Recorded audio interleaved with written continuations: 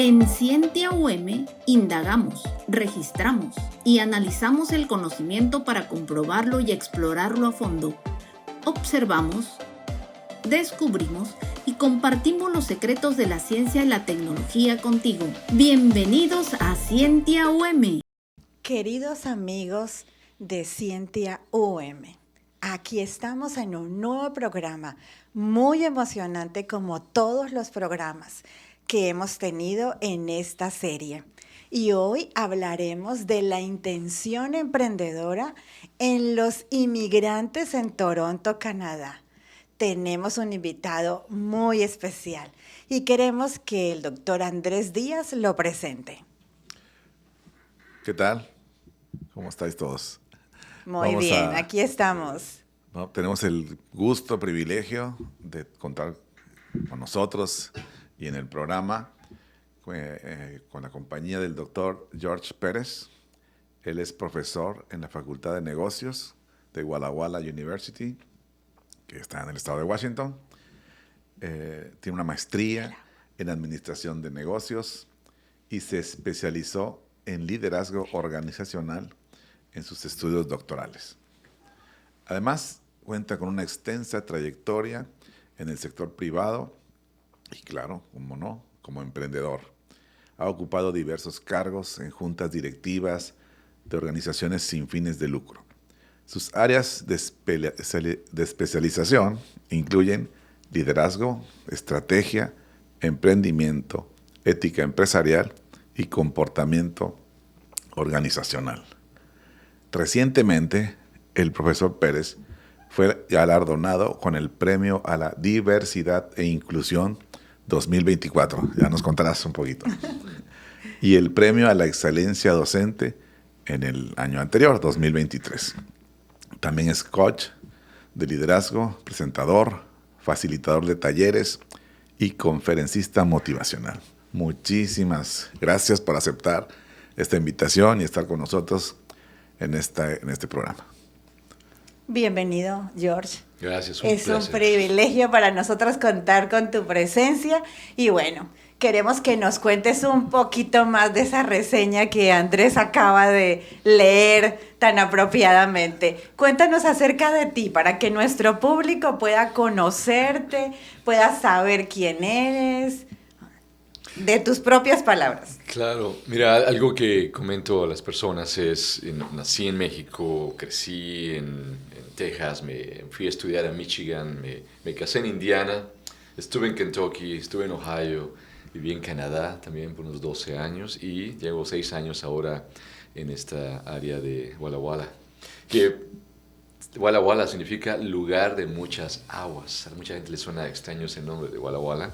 Lugar de muchas aguas es un nombre oriundo de ese lugar, ¿no? Viviendo en 3 países me ha permitido no solamente trabajar en esos países o estudiar, sino también empezar negocios y entender un poco más la cultura empresarial, la cultura dinámica de las personas que les gusta empezar negocios. Cada país tiene su diferencia con esto. Y enseñando en Walla Walla he podido ejercer y poder mi semilla en varias actividades, como en el caso del premio de diversidad e inclusión. Y comenzaste, yo soy el chair de una organización que acoge a todos los faculties, a los profesores y al staff, a los empleados que son de origen hispano en Walla Walla. Y les cuento que el 25% de la universidad, de los estudiantes, son de origen hispano. Eso es algo... Sí, un porcentaje importante. ¿Y de docentes tendrás el número? Docentes somos 25, 28 docentes y staff trabajando en la universidad. Y esto crea unas dinámicas muy, muy interesantes. Y siempre me gusta empezar cosas. Y esa fue una de las situaciones que... O sea, que es emprendedor de corazón. De corazón y práctica, así es.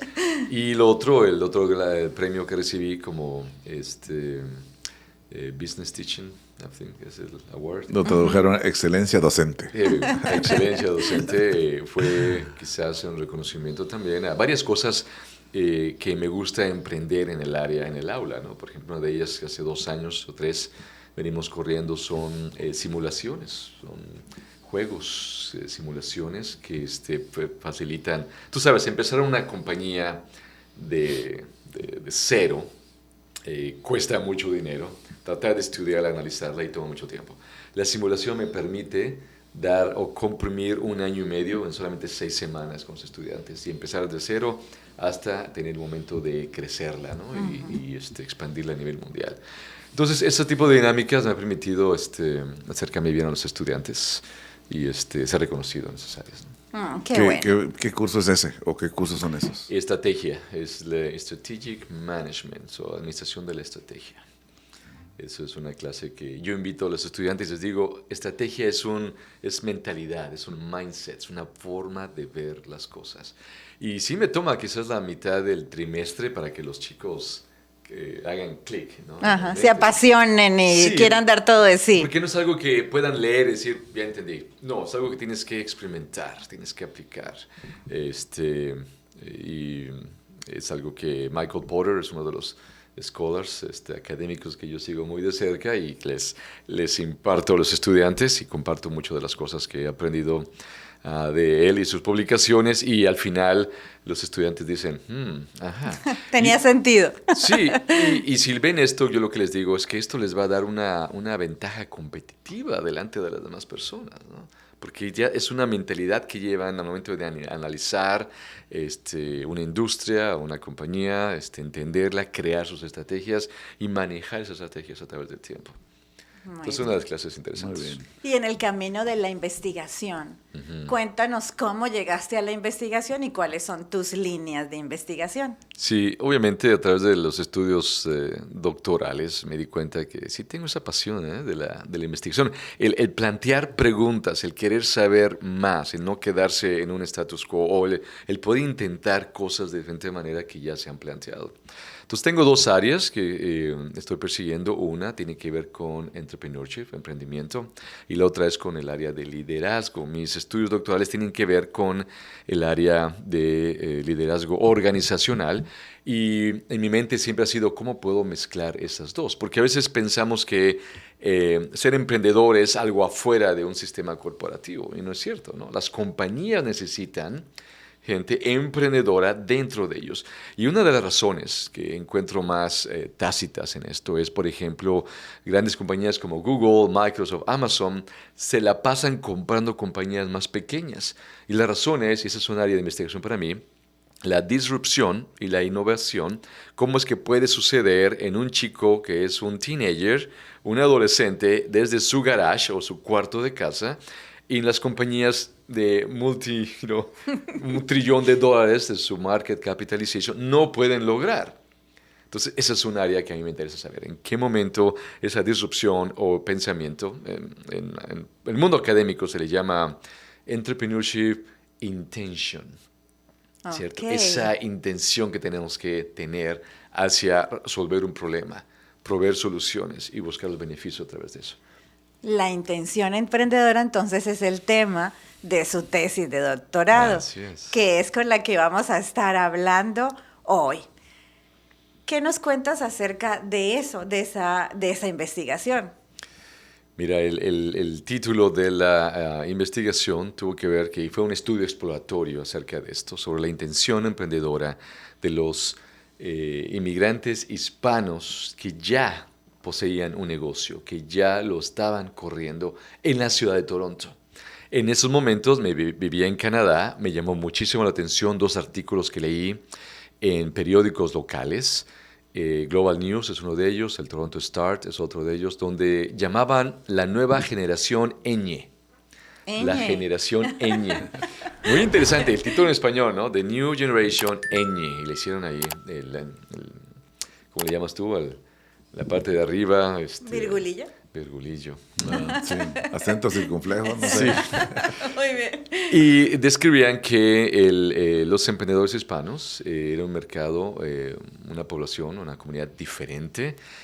Unas olas de inmigración de hispanos a Canadá se estaban efectuando en ese momento, especialmente por Colombia. México también, había pasado una ola de centroamericanos también llegando a Canadá por varias razones. Y entonces mi pregunta fue, ¿por qué? ¿Por qué es esa diferencia, no? Y empecé a ver en la literatura que otros grupos étnicos tenían diferentes resultados al intentar abrir negocios en Canadá. Entonces, mi intención fue ver por qué era esto, ¿no? Y algo que me llamó la atención también fue que la mayoría de los estudios eran relacionados a estudiantes de negocios comparados con entrepreneurs, emprendedores que ya tienen su negocio. Yo dije, bueno, ¿qué pasa si podemos comprobar ahora dentro de este mismo grupo que ya tiene negocio y ver su intención acerca de cómo continuar con el negocio que tienen? Porque la tradición o en la literatura dice, los inmigrantes tienen que empezar negocios porque enfrentan barreras al momento de llegar al mercado laboral. Las tres comunes son, por ejemplo, el idioma, ¿cierto? No hablas bien el inglés o te cuesta trabajo o no entiendes la cultura alrededor de este idioma. El segundo punto era acerca de la acreditación de tus credenciales. Si llegabas como doctor o abogado de tu país o ingeniero, no podías tener esa revalidación, te tocaba hacer otras cosas. Entonces te encontrabas nuevamente con el bloqueo, esa barrera en el sector laboral. Y dije yo, ¿qué sucede ahora con el mercado hispano? Okay, entonces quisiste investigar esa población. Querías mirar, digamos, la diferencia que había entre ellos y los estudiantes de negocios. Bueno, no fue con estudiantes de negocios, sino ellos mismos, porque la literatura demarcaba que eran o empujados a ser emprendedores, a empezar tu propio negocio, o estaban haciendo algo en lo que aprendían el inglés, rivalidaban su... Por mientras. Mientras, exacto. Y después entonces regresaban o querían incursionarse entonces al mercado laboral. Entonces dije yo, algo diferente debe de haber aquí. Muy bien. Entonces elige esa población y se hace una pregunta de investigación. Y con eso entonces vamos a definir desde la teoría qué es intención emprendedora. ¿Cómo la concibes? Mira, la intención es el mayor predictor del comportamiento. Tiene que ver con psicología, obviamente, y comportamiento humano. Si tú tienes la intención, hay tres elementos que tienen que facilitar entonces la acción o el comportamiento en este caso. Así que hay tres elementos principales que ayudan a analizar o assess, controlar, como diríamos en español, calcular, medir, es la palabra que quiero buscar. Y una es la percepción de control que tienes acerca de ese behavior o ese comportamiento que tienes. Por ejemplo, teoría del comportamiento planeado. Así es. Isaac Asimov, él vino con esta teoría. Esa teoría viene, fíjate, de los 80s y sigue siendo válida. Incluso algo interesante me sucedió. Muchos de ustedes han usado Amazon, han comprado en línea. Hemos comprado. Han visto los reviews de varios de estas personas, leen. Bueno, todo está diseñado a seguir esta teoría de comportamiento planeado. Fíjate, por ejemplo, uno de los factores interesantes es acerca de la percepción de control que tienes. Bueno, tengo acceso a la tecnología, tengo una tarjeta de crédito donde pueden comprar esto y hay una manera de que el producto llegue a mí. O sea, tengo control acerca de esto. Pero hay otro que se llama percepción de normas o percepciones sociales. Por ejemplo, ustedes aquí saben que comprar en Amazon es bueno porque es un lugar pequeño y quizás no haya todas las tiendas que uno tiene en unas ciudades más grandes, ¿no es cierto? Y porque últimamente comprar en internet se ha hecho más fácil porque casi no tenemos tiempo. Sí. Entonces, como no tenemos tiempo, queremos eficientar ese proceso, Sí, ¿cierto? Y por eso... Está justificando la compra. el buen fin de las Me compras. gusta comprar ahí. Entonces, tienes el control, tienes la aceptación social y tienes la actitud de que, ¿sabes? Este comportamiento es bueno porque es beneficioso, me ayuda. Bueno, en ese sistema vas a ver que Amazon juega todos sus papeles. El hecho de que tú puedas leer estos reviews acerca de los artículos y la experiencia de las personas está diseñado a efectuar... Te da como confianza, ¿no? Afecta tu intención, Exacto. que entonces va a predecir tu comportamiento. Sí, muy interesante. Entonces, utilizaste la teoría del comportamiento planeado y unido con la intención emprendedora. Así es. La idea es que esta teoría de comportamiento planeado puede predecir la intención. Es muy difícil comprobar el comportamiento. Imagínate, preguntas a un estudiante ahora, ¿quieres empezar un negocio después de que termines? Sí. Pero ¿cómo mides eso? Toma tiempo, ¿no? Quizás el estudiante tuvo que trabajar 5 años y después dijo, voy a empezar esto. El seguimiento es lo interesante, es lo dificultoso en una investigación. Pero sin embargo, una vez más, si tú puedes predecir la intención, es entonces el comportamiento el siguiente paso. Así que puedes deducir que la intención produce el comportamiento. Y cuando se influye en el comportamiento, estamos hablando de que las ventas se van a incrementar. Y eso es lo que queremos buscar, ¿cierto? Que haya un comportamiento positivo a favor de nuestro producto o a favor de lo que el emprendedor está haciendo. En este caso de Amazon, el ejemplo es correcto, ¿no? Al final de cuentas es, si yo puedo poner esos 3 elementos, producir o animar esa intención, entonces va a comprar. En el caso de los emprendedores que yo estuve estudiando, lo que yo quería era comprobar si esas barreras realmente eran las intenciones de esos individuos al momento de tener su propio negocio, ¿cierto? Porque entonces, ¿qué pasa si tú remueves esas barreras? La intención disminuye y el comportamiento quiere decir que muchas menos personas van a encontrar un negocio o querer empezar un negocio. Por eso la pregunta que yo le hice, que fue la variable dependiente, fue muy interesante porque medía la intención directamente. La pregunta es, si tú pudieras encontrar un trabajo en corporativo con la misma paga de dinero que tienes ahorita en estos momentos, usando tu educación y tu experiencia, ¿lo tomarías? ¿Cierto? Es una manera de ver, ¡Tarararán! ¿estás en serio o no? ¿Estás en serio en esto? Amas emprender, o sea, estás aquí porque es tu verdadera vocación. Así es. O si tuvieras la oportunidad de recibir un cheque mensual, ¿cierto? De estar en una empresa, de trabajar allí, te cambiarías. Esa es como lo que estabas preguntando. Así es, así es. Hay varias maneras de medir eso y esta pregunta fue la interesante porque mucha gente se detuvo a pensar. Creo que cerca del 79% de los encuestados dijeron... Me cambio. No. Me quedo. Me quedo. Un 13% dijo neutral y eso, según reportes académicos, casi significa que me voy a quedar también. Y fue muy interesante. Entonces ahora la pregunta fue, ¿por qué este grupo dice que sí? Mientras que la literatura demuestra o enseña que hay otros grupos que dicen, me voy. Por ejemplo, en Norteamérica, el grupo de asiáticos. Los papás llegan, la primera generación, y empiezan los restaurantes, empiezan las lavanderías, empiezan ese tipo de negocios. Las uñas y demás, ¿no? Que es comprobado en la literatura que ellos tienen esa tendencia a ese tipo de negocios. Ahora, las tiendas. Los chicos llegan, crecen, los hijos, se educan y dicen, yo no voy a continuar con el restaurante, yo no voy a estudiar, ¿no? Yo voy a ir al corporativo, yo soy financiero, soy abogado, ingeniero, negocios, o artista o demás cosas. ¿Qué sucede? Entre ellos, esa comunidad se tienen que seguir pasando los negocios entre uno o los cierran porque no hay continuidad. Algo que es diferente en el mercado hispano. Entonces, quería yo precisamente saber un poco más acerca de esta intención. Entonces, y en el mercado hispano sí tiende a continuar. Sí tiende a continuar. Pero ¿no será que porque no estudian los chicos? O sea, lo que pude ver, tienes razón, y puede ser una de las circunstancias, pero lo que yo pude ver en la literatura y parte de lo que yo investigué fue que el negocio sigue creciendo. De hecho, una de las preguntas que le hice a las personas es, ¿qué planes tienes en los siguientes 5 o 10 años?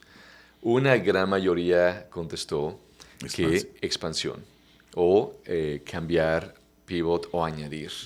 Y eso fue también gratificante. Entonces, viendo la información que yo tenía, la pregunta era, ¿por qué esta diferencia entre la generación ñ en Canadá en diferencia de las demás personas? ¿Y qué consideran las... Los que hablan español, los que son por la precisamente... ñ de español. Pues, son los inmigrantes hispanos llegando a Canadá, creando este tipo de negocios. Entonces encontré que un marco teórico dice que los emprendedores inmigrantes son o empujados a empezar un negocio por las barreras que encuentran, o son pull, atraídos a empezar un negocio debido a que tuviste experiencia en tu país y hay unos factores situacionales que suceden en el país que te está recibiendo que dices, hace sentido empezar aquí un negocio. Entonces puede encontrar que los hispanos en Canadá son atraídos a empezar un negocio por las circunstancias que ellos traen. Y una de las razones primordiales que encontré fue el alto grado educativo de los inmigrantes hispanos a Canadá. En Canadá. Y después dije, ¿cómo es esto posible a diferencia de Estados Unidos? Bueno, es el sistema de inmigración que es diferente, ¿no? Tú emigras a Canadá a través de unos puntajes que te dan acerca y tienen que ver tu edad, tienen que ver tu educación, tienen que ver tu nivel de inglés, tienen que ver cierto tipo de cosas, conoces a alguien, etc. En Estados Unidos ese sistema no existe. Ha habido discusiones acerca de implementarlo aquí. Y entonces Canadá tiende a recibir entonces un poco más de inmigrantes con educación. Entonces la generación ñ llegó en un momento preciso en ese momento. Y te digo que encontré personas que contestaron mis encuestas, uno de ellos 2 con doctorados, otros tenían sus maestrías, otros habían traído ya sus licenciaturas, hicieron otra licenciatura en Canadá. Y esto facilitó el idioma, facilitó el entender la cultura en donde tú te estabas desarrollando. Y no solamente empezar, la mayoría de los inmigrantes empiezan sirviendo a la misma comunidad. Ajá. Abro mi tienda hispana para servir a los hispanos. En esta generación ella en Canadá no fue el caso. ¿Ellos en qué querían emprender? Querían, muchos obviamente, siempre la gran mayoría, más del 80-90%, son el área de servicios. Okay. Pero, por ejemplo, en esta entrevista que te decía en el periódico que leí, habían 2 personas que se dedicaban, una de ellas era una agencia de publicidad, diciendo, aquí hace falta un intermediario entre la comunidad hispana, canadiense de negocios y Latinoamérica. Otro área importante de servicios es la exportación, la importación y exportación de productos. O sea, son servicios calificados, sí. ¿Cierto? Que requieren, como tú decías, títulos universitarios, de maestría, y encontraste hasta personas de doctorado emprendiendo allí, viendo una oportunidad de negocio y desarrollándola de una manera profesional. Así es. Eso es muy interesante conocer eso. Sí. Y tú dividías eso en 3 variables: la actitud, la norma social y el control percibido. Uh-huh. En actitudes, ¿qué fue lo que más te llamó la atención? La actitud, dice, la actitud hacia el comportamiento. Es decir, ser emprendedor, empezar tu propio negocio es algo bueno. Okay. Es algo que lo percibían como útil, como de estatus, como... Mi comunidad lo apoya, por ejemplo, mi familia. Aprecia. Exactamente. Y entonces es algo bueno. O sea, muchas personas, hablando con ellas, me han dicho que, por ejemplo, ellos llegaron a Canadá a los... De hecho, ¿tienen ustedes idea de la edad promedio del emprendedor, ya sea en Estados Unidos o en Canadá? ¿Tienes alguna idea, Andrés? Bueno, se vale adivinar unos 28 años. ¿28? ¿Adivina? Ay, se vale adivinar. Bueno, si ya tienen maestría, 30 y pico, 40. Bueno, sí, fíjate, en Estados Unidos y en Canadá, eliminando educación y demás, 42 años es la edad promedio de un emprendedor. Entonces tienes razón, la mayoría de la gente que llegó y empezó sus negocios, inmigración. Ok, mínimo ya tenían experiencia laboral, sí, ¿cierto? Sí. Familia y educación. Y educación. Bueno, yo había escuchado y leído que hay un programa que Canadá estaba recibiendo profesionales con hijos pequeños, ¿cierto? Sí, sí. Entonces, sí, dentro de esto están atrayendo talento para desarrollar negocios allá en Canadá. Así ¡Qué interesante! Fíjate que en la búsqueda de la literatura me encontré una variedad de artículos y no había la mayoría del enfoque en cuanto a grupos étnicos en Canadá y en Estados Unidos, bueno, más bien en Canadá, había sido evocado a los polacos por una gran inmigración que hubo, italianos también, portugueses, y cubanos. Pero ese estudio de cubano había sido ya en los años 50 o 60, o sea, había que refrescar eso. Y dije, ¿dónde están los estudios acerca de Actuales, los hispanos. No había. No había. Entonces dije, por eso te dio, claro. tú encontraste ahí una falta en el conocimiento y nació una pregunta de investigación Así es. con la cual desarrollaste tu tesis. Así es. Muy bien. Así En cualquier es. parte, Andrés, podemos encontrar preguntas de investigación.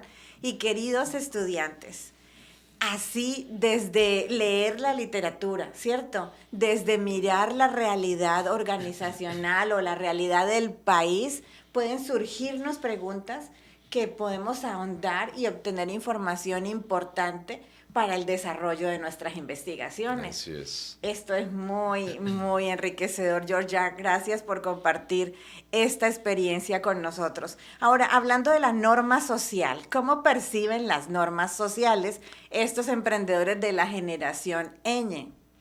La norma social tiene que ver vamos a un caso típico, empieza desde la familia. Vamos a decir que la esposa o el esposo dice, ¿sabes qué? Tú no vas a, no veo bien que empieces un negocio de lavando alfombras, por ejemplo. ¿Me explico? Ajá, O sí. alguien dice, ¿sabes qué? Esto es bueno, podemos crecerlo. Esas normas sociales o normas subjetivas, también se le llama en otra sección de la teoría, nos dice que las personas cercanas a ti, empezando con la familia, empezando con la comunidad, incluso mismo con una ciudad, dice que te empuja o te detiene a empezar ese negocio. Es la manera que tú concibes que la otra persona va a ver que ser emprendedor es bueno o no. Y eso pareciera que es algo muy sencillo, pero por ejemplo hay grupos étnicos donde a los hijos los empujan a decir, o eres ingeniero, o eres doctor, Abogado. o vas a ser abogado.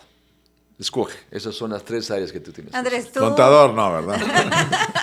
Administrador de empresas. Licenciado en marketing.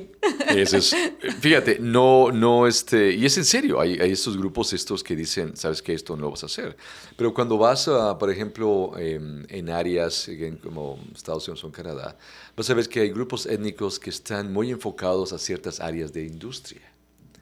Por ejemplo, los polacos en Canadá fueron muy dedicados a áreas de cosmetología, por ejemplo, los asiáticos en el caso de la comida, restaurantes, Sí. los famosos dry cleaners y demás, mucho italiano y portugués tomó el área de construcción. Entonces, muy interesante, ¿no? Cómo es que se van enfocando. ¿Y los hispanos? Los hispanos están muy regados, es un área muy No tenemos amplia. como una vocación específica. No hay. Sin embargo, el área de servicios es la más fuerte. Por ejemplo, cuando ves áreas de landscaping, los hispanos están fuertes, los de construcción también, los subcontractors están fuertes también. Pero parece ser que aún es algo, los italianos han estado antes que los hispanos en varias áreas de Canadá. Están encontrando su nicho en ese sentido, ¿no? Muy bien. Y tenemos mucha variedad, ¿no? Mucha variedad y mucha flexibilidad en hacer las cosas. Yo creo que el hispano, a diferencia de otros grupos, me ha parecido, es muy adaptable a situaciones y es muy recurrente, es decir, se las inventa muy fácilmente. Esa es una de las aceptaciones que hay en Norteamérica acerca de los hispanos. Es alguien que es recurrente, tiene mucha creatividad en hacer las cosas y le entra duro, es buen trabajador. Exacto. ¿Recurrente o ocurrente? Las dos maneras. Sí, las Buen dos maneras. trabajador, Andrés. Que nos esforzamos en hacer las cosas de la mejor manera. Y el tercero es el control percibido. Sí. ¿Qué hay allí? ¿Qué tiene? Esta fue la variable más importante en el modelo. Incluso cuando estuvimos corriendo la regresión jerárquica, el modelo original, el teórico, manejaba que tenías que introducir las actitudes, las normas sociales y entonces la actitud de hacer control. Uh-huh. No cuadraba. Los resultados eran muy bajos, las normas, etc. Y estuvimos jugando. Tenía un bajo ajuste. Un bajo ajuste, Ajá, sí, y ajá. no era significativo. Y no era significativo. Yo dije, ¿qué puedo hacer aquí? Entonces me di un clavado nuevamente a literatura. Sí. Y dije, ¿habrá algún reporte que diga que el juego de las variables, como tú las introduces, tiene un efecto diferente, es posible, aceptable y demás. Y afortunadamente me encontré varios modelos en los cuales afirmaban que esta variable de control percibido podía precisamente jugarse primero. Y la razón que resultó más importante y afectaba a las otras dos es de que la parte de educación que estábamos hablando, la persona inmigrante, la hispana, decía, I can do this, yo lo puedo hacer, yo puedo ser emprendedor. Tengo la educación, quizás tengo la experiencia en mi país, Sí. hablo el idioma, vamos a hacerlo. Entonces, Aquí hay una oportunidad de mercado, vamos a aprovechar esa oportunidad de mercado. Sí, tengo la capacidad de hacerlo. Self-efficacy es otra de las maneras de identificar esta variable. Tengo la capacidad de hacerlo. Mi familia tengo el apoyo y en la actitud parece ser que es buena porque aquí el gobierno quiere capacitar a la gente para que empiece sus negocios. Tú sabes que el 97% de los negocios en el mundo son negocios pequeños. Son las columnas vertebrales de cualquier economía. Ajá, las MIPYMES mueven la economía. O sea, tenemos muchísimos, ¿cierto?, empresarios en diferentes sectores con empresas de menos de 10 empleados. Uh-huh, exactamente. Y fíjate, algo curioso, investigando, hablé con la Cámara Hispana de Comercio ahí en Toronto y hablé con otras organizaciones. Y después de que ellos me ayudaron a mandar ese survey electrónico a las personas, a los dueños de negocios, varias personas me contactaron y me decían, oye, pero yo soy corredor de bienes raíces, soy real estate agent. Y básicamente esto es mi negocio, yo corro esto solo. Claro, es el autoempleo, ¿no? El autoempleo, puedo ser contado. Entonces eso me llevó a modificar un poco la apertura de decir, sí, no solamente es aquel que tiene una tienda o una fábrica, ¿cierto?, abierta o un servicio ya establecido, pero también incluso abogados, un par de abogados me mandaron un email diciendo, yo soy abogado, soy partner hispano en esta firma y prácticamente es negocio mío, o sea, es como yo lo corro, puedo ser parte de esta encuesta. Dije yo, fantástico. Claro que sí. Entonces, eso me lleva a pensar que hay posibilidades, otro tipo de estudios, ¿no? Microempresas, de trabajo de propia cuenta y de ver, pequeñas, medianas y grandes empresas. Muy bien. Me sorprendió un resultado, te los comparto. Dos de las compañías o de los empresarios que me contestaron en el reporte identificaron o reportaron ingresos de sus negocios de más de $1 millón. Oh. Wow. O sea que están creciendo de manera importante en el país. Mira, aquí creo que hay dos aprendizajes que me parecen importantes. El primero, nosotros como investigadores proponemos un modelo basado en la teoría y muchas veces creemos que vamos a aplicar las encuestas y que ya va a salir bien de una y va a ajustar, ¿cierto?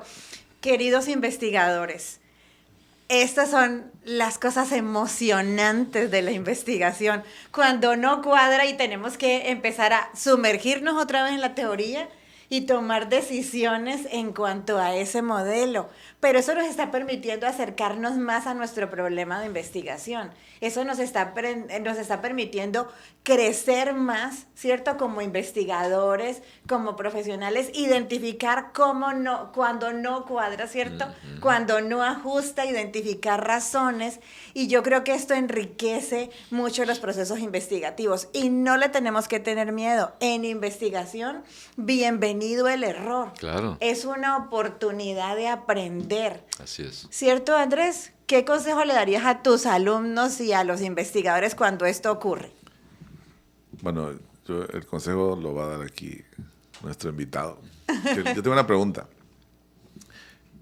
Porque vimos tu currículum y entonces has estado en la iniciativa privada, en la academia, etc.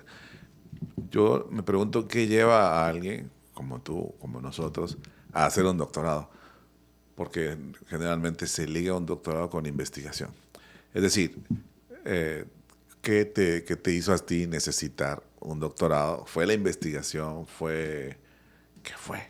Es decir, porque veo que el doctorado lo has hecho no hace mucho. Uh-huh. Es decir, tú ya tenías una vasta experiencia, hasta como empresarial, como conferencista. Uh-huh. Es decir, de pronto, o de más, como dicen en Colombia, no necesitabas el doctorado?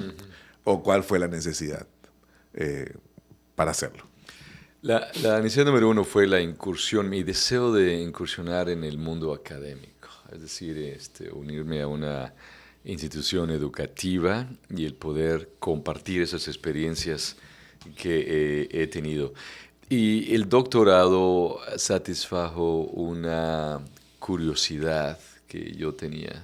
Es decir, uno de los consejos que puedo dar a los estudiantes. Una pregunta de investigación. Sí, que se convirtió en esa pregunta de investigación. Especialmente por algo que yo vivía, porque yo mismo, inmigrante, yo ahora en Canadá, yo decía, ¿cómo es que...? ¿Y en Canadá iniciaste un negocio? Sí, tuve la oportunidad de empezar también un negocio. Entonces, por eso... Aún más todavía. Y parte de esto, conociendo a otras personas también en esa área, aún la curiosidad se me levantó un poquito más. Y dije, en un estudio, un doctorado, sería interesante el hacerlo. Ya después de haber pasado por esas áreas que tú comentabas. Pero la atracción al mundo académico fue lo que me interesó. He aprendido algo. No hay nada mejor que una buena teoría. Cuando estás en el aula de clases, sabemos que los estudiantes dicen a veces, otra teoría.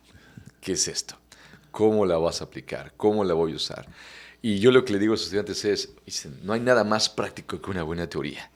¿Cierto? Es decir, que tú piensas que la teoría se aplica a la realidad empresarial, es decir, la teoría nos da elementos para el desarrollo de las empresas.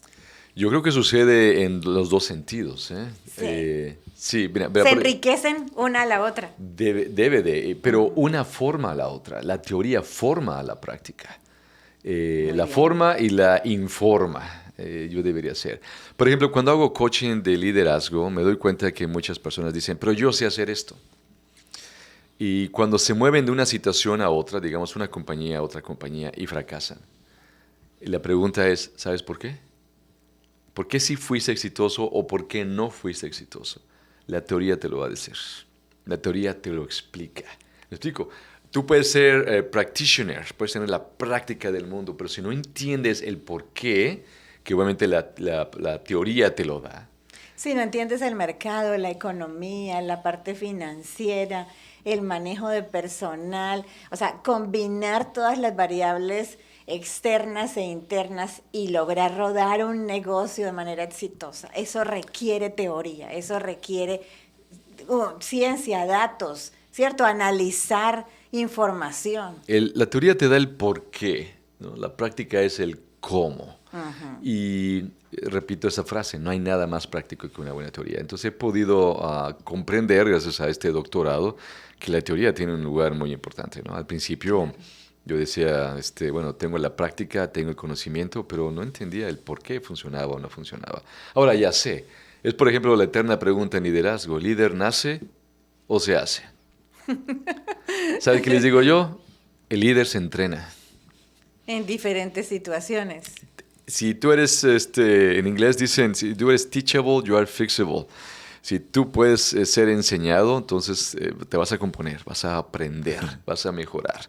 Y yo creo que eso es lo que yo le transmito también a otras personas de negocios, ¿no? Vamos a entender por qué funcionó, ¿cierto? Eso me pasa, por ejemplo, en la clase de estrategia. Cuando ellos están en la simulación, en este juego, y los estudiantes les digo, felicidades, tú dices en el número 1 de todos los equipos, esos son tus resultados. ¿Qué pasó? La mayoría de las veces los estudiantes no saben explicar qué pasó. Le dije, ¿fuiste suertudo entonces? ¿Fue pura suerte lo que sucedió? Intuición. Muchas veces fue suerte, ¿eh? O pudo haber sido intuición. Pero al final de la simulación los estudiantes saben por qué sucedió eso. Y fue muy importante eso. Y es una experiencia que los estudiantes se llevan con ustedes, con ellos. Eso es muy importante. Es decir, que ellos aprendan a aplicar la teoría a la realidad empresarial. Y cuando un modelo no cuadra, ese sumergirse en la teoría e identificar por qué no cuadró, que nos ayuda a nosotros como investigadores a reformularlo, a orientarlo, es un gran aprendizaje y es una construcción. Y esa es la importancia que yo creo que da la investigación.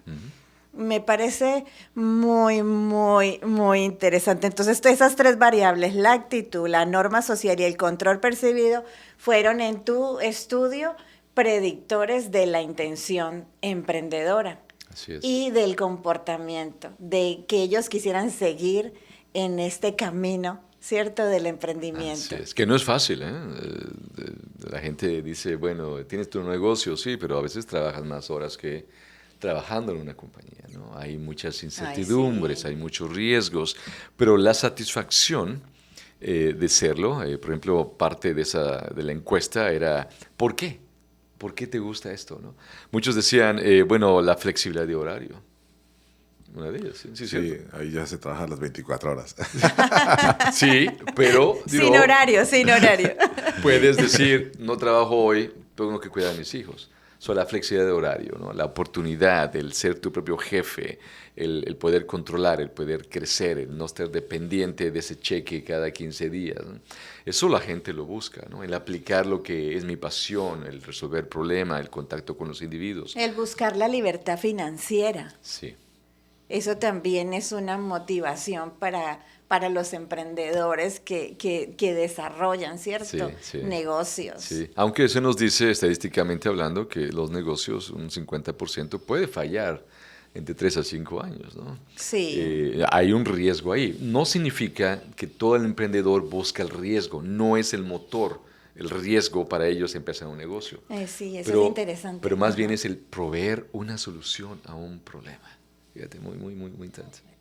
Es decir, satisfacer una necesidad. Satisfacer la necesidad de servicio o de producto a un mercado que lo está demandando, ¿no? Muy bien. Entonces él decidió estudiar un doctorado porque quería, ¿cierto?, mejorar tu actividad docente, pero también porque querías mirar la aplicación en el ámbito del emprendimiento. Así es, así es. Y en esas variables, en el control de variables, pues la edad, el género, el saber inglés y el capital no fueron tan relevantes. Así es, fíjate, esas variables de control no tuvieron un impacto y coincide con los resultados precisamente. Entonces las removimos y fue precisamente debido al nivel educativo de este grupo que fueron irrelevantes. No tuvo un efecto realmente inmediato o importante o significativo, ¿no? Muy bien, George. Quisiéramos platicar contigo mucho tiempo más, pero aquí nos cobran cara la hora. Así que como nos queda muy poquito tiempo, yo te pediría si tú puedes hacer algunas recomendaciones, ya no tanto de proyectos, sino en general este programa lo escuchan Nuestros y lo estudiantes. ven, estudiantes principalmente, chicos que están interesados o no tan interesados en la investigación. Entonces, algunas recomendaciones así que tú puedas darles. Me vienen a la mente las palabras de Steve Jobs, el fundador de Apple. Él dijo, stay hungry, stay foolish, dijo él. Foolish o curioso, ¿no? Y parece ser que él tenía siempre esa actitud acerca del conocer y saber, explorar, no estar satisfecho con el status quo. La Biblia nos recomienda, ¿no?, el regenerar nuestra mente constantemente, el no estar satisfechos con ese status quo también. Yo creo que la curiosidad es el punto clave en la investigación, el querer saber por qué. El constantemente estarse planteando preguntas, ¿por qué son las cosas así? ¿Qué pasaría si esto fuera diferente? ¿Alguien ha investigado acerca de esto? ¿Alguien ha explicado aquello? Y mira, con el acceso a Internet y ahora con la inteligencia artificial, ha sido muchísimo más fácil, ¿no? Escojan un punto, yo diría, escojan un punto, un tópico en los cuales realmente están interesados en hacer. Todos tenemos eso. Y si no lo tenemos, al momento de intentarlo por primera vez, esa curiosidad se va a aumentar, ¿no es cierto? Yo creo que Dios nos ha llamado a ser unas personas o seres humanos que tengamos esa curiosidad de aprender y no pararnos. Hay una cita en el libro de educación de Elena G. de White que me encanta, ¿no?, que dice que Dios nos ha llamado a ser pensadores y no solamente meros reflectores constructores de los pensamientos o ideas de otros hombres. Yo creo que la investigación te ayuda a eso, entonces, ¿no? La investigación te ayuda a pensar, te ayuda a descubrir, te ayuda a crear. Y de esa manera, pues, nos estamos reflejando a otros individuos. Porque, al final de cuentas, en nuestras instituciones educativas los llamamos al famoso critical thinking, ¿cierto? El pensamiento constructivo. Y eso la investigación te lo da, ¿no? Estás tomando información de aquí, leíste este otro componente, lo analizas, lo juzgas, lo moldeas, lo mueves, lo adaptas y entonces estás creando algo. Entonces, la investigación es acerca de crear propuestas, ideas diferentes. Y voy a regresar al punto original, la curiosidad. Seamos curiosos. Yo creo que es algo que tenemos que mantener y despertar en nuestros estudiantes. Muy bien. Bueno, el tiempo se ha consumido, pero es un gusto enorme haberte tenido aquí. Esperamos que no sea la última vez. Claro que no. Y pues tengamos más oportunidades. Amigos de Scientia UM, los esperamos en otro programa, donde estamos seguros que aprenderemos muchísimas cosas de la investigación y queremos verlos investigando y tomando decisiones con base en la investigación para el éxito de las organizaciones y de nuestra vida laboral. Nos vemos en un próximo programa. Acabas de ver Scientia UM, una producción del Departamento de Investigación de la Universidad de Montemorelos y UM Radio. Todos los derechos están reservados.